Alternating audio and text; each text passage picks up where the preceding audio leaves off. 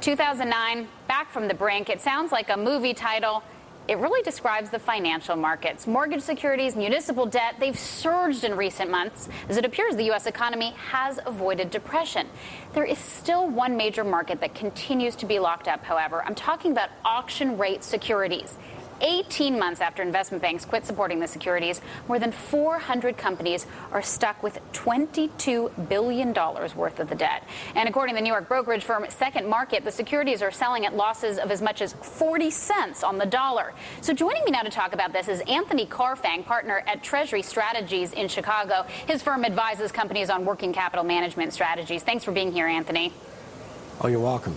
Everyone else is bouncing back. Why can't the auction rate market have a recovery similar to the other kinds of distressed debt?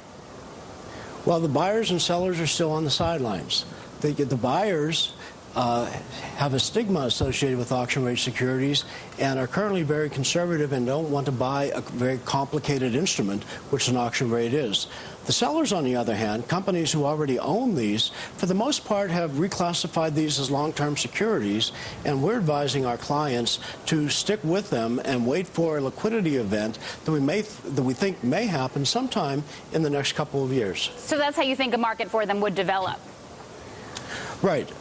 Our clients feel that many of these securities are very high in terms of credit quality. The problem is liquidity.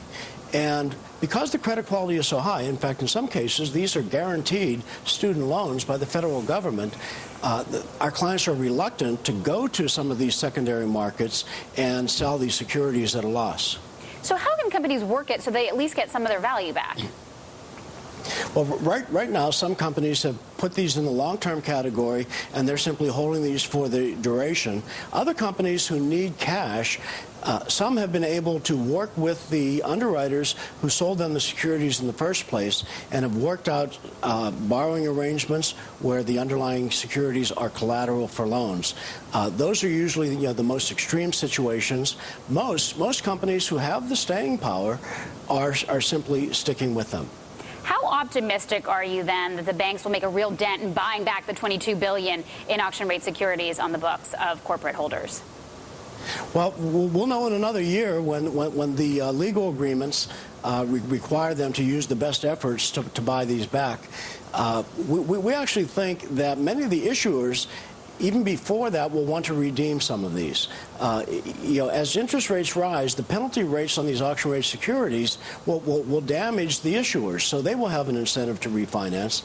In addition to that, Wall Street is already working on a number of ideas to convert these securities into other instruments that will give corporations liquidity. So again, we tell our clients, if you have the staying power, there is no rush to sell these at this point. And those clients, I bet, have been having sleepless months. What have they been telling you? Well, in 2008, they had sleepless months.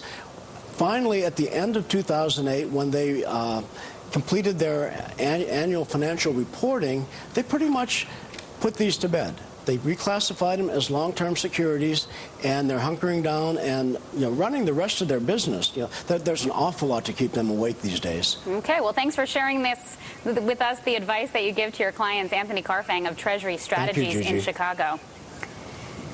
Auction rate securities aren't the